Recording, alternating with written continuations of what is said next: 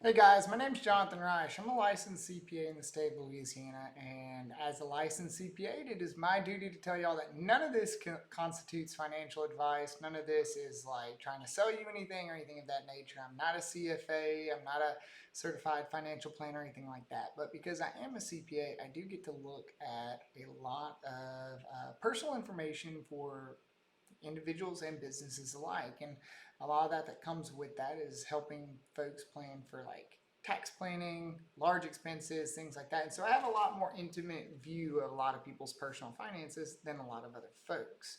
And so part of that is, if someone's looking to explore different financial options, maybe like loans or different credit cards or debt consolidation, stuff like that, you know, I'm a good source for them. I know a lot, I've seen a lot, I'm a good source of information to walk through that. And so what I have found on the web is that there are a ton of different like search engines out there, things that you can use to compare different credit card offerings, what their APRs are, what their rewards are, their yearly fees, things like that. You can look at mortgage originators to help you figure out what your costs are going to be if you were to take out a mortgage and buy a house or property, things like that. And so I've kind of looked at some of the ones out there, and I have found some that I'm like, okay, I can use this. Like I like this, and then there are others out there that they tick some of the boxes, but not all of them. So, one of the ones I am going to review today is Best Money, and I kind of want to frame it like this. I've got some other ones open here on my screen, but like Credit Karma, for instance, it does a really good job of helping you find cards. Like the other folks, they tell you what your credit score is. And another player in the space is NerdWallet. NerdWallet typically has like just tons of different editorials. They'll tell you about why a card is made out of metal or who's good, who's likely to be approved for it, stuff like that. So there are tons of players in the space, and so I wanted to make sure that I called out those players so you could see who else is out there and kind of like this financial engine comparison tool that I'll be talking about today. So, without further ado, remember this is not a sales pitch. I'm just walking through some of these offerings that Best Money is good for. I like the platform right off the rip because it's not overcrowded. I don't like to be flooded with information. If I'm looking for a particular thing, I want to be able to find it quick. I want to be able to have the data presented to me. If I want to educate myself on like some of these blogs and stuff like that, I have that option. But from the get-go, you can check out the screen here and you can say, well, what am I after? What am I looking for? Okay, so in this instance, me personally, maybe I'm thinking about taking a vacation. I think a nice new travel credit card would be a good thing for that. Never would recommend putting a vacation on a credit card unless you can pay it off, of course. But so let's check it out. So the first thing I did was I clicked on credit card, and you can see here they're gonna have like your typical big players like the Chase Freedom, Bank of America. I'm surprised the Capital One like Travel Card isn't on here. And then you can sort through and see, okay, well, what's the rewards, any welcome bonuses, what kind of credit score do I need? And then if you drill further in on some of these, it'll tell you what your estimated APR is based on like what your credit score is and your payment history, things like that. And then you have different options to filter out what are you looking for. Cashback, for instance, is always a good one. Like if you're looking for rewards and things like that, it's got it.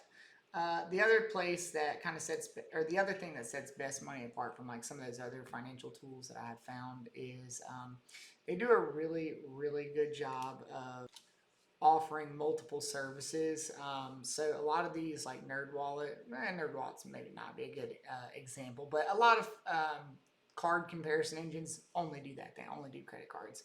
Whereas like I have found Best Money will do just a whole host of financial, personal, individual level services. And so, if you're looking for mortgage loans, typically a lot of these search engines that help do these comparisons, they're not going to offer both mortgages and credit cards. Those are two very different things. But Best Money can, and it does. And so that's another reason I like it. It's kind of like a one-stop shop. Everything falls under your umbrella. So what do I need? Man, I wish a house I could get for 100 to 250. Typically, if you're looking for a mortgage, you're gonna need 400,000 or more nowadays, at least in the United States. What's your credit? You can filter through and find who's going to be able to finance your needs, and then you would just flip through these. Now, guys, I do want to call out, I feel like it's my duty to inform you that the way that all of these sites work, NerdWallet, Credit Karma, Bankrate, Best Money included, they're not banks, first off. They're not going to give you the loan. The way that all these sites work is they're basically advertisers. They're like a middleman. So if I was to go and pick a new credit card or go open an online checking account like over here, if I wanted to open up an account with SoFi, for instance,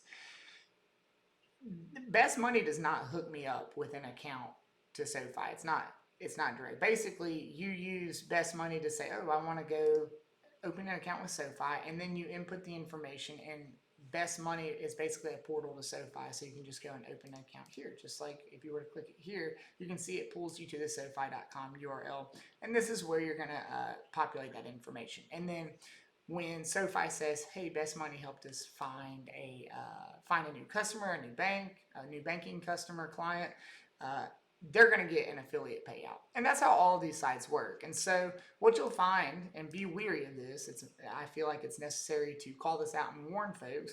A lot of times, when you're using these types of comparison engines, the banks that are paying the affiliates the most will typically be pushed to the top. I'm not saying that's the case with Best Money. I'm not saying that's the case all the time, but you may have to scroll a little bit to find the APR, the rewards, the credit score that you're looking for that's going to match your profile. So keep that in mind. That's how all of these sites make money. That's why they're out there. They basically want those affiliate payouts, and there's nothing wrong with that. It's very standard in the industry, but just keep that in mind. Some of the other services they offer, personal loans. I've taken out a personal loan before. That was about 5 years ago. Did pay it off, paid it off early.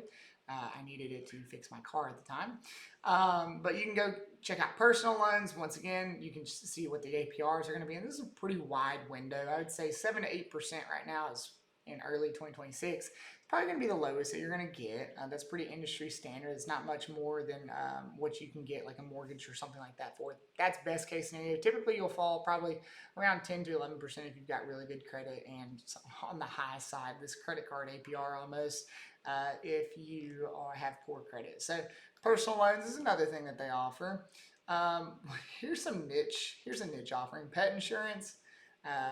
Best Money is going to try and catch it all. I just think this is like a really neat, not call out, but it's definitely a unique offering. I don't have pet insurance, but maybe I should look into it. Maybe I should use Best Money to look into it.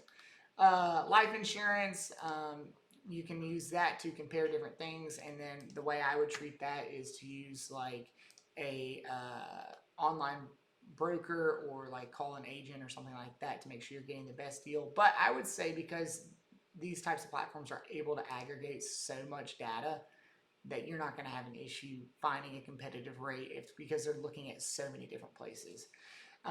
They also offer auto insurance and debt consolidation. And then if you click down here, you start to get into some of the more niche items like business loans. That might be good for business owners, folks that I would typically work with. Travel insurance, student loans, all kinds of different things.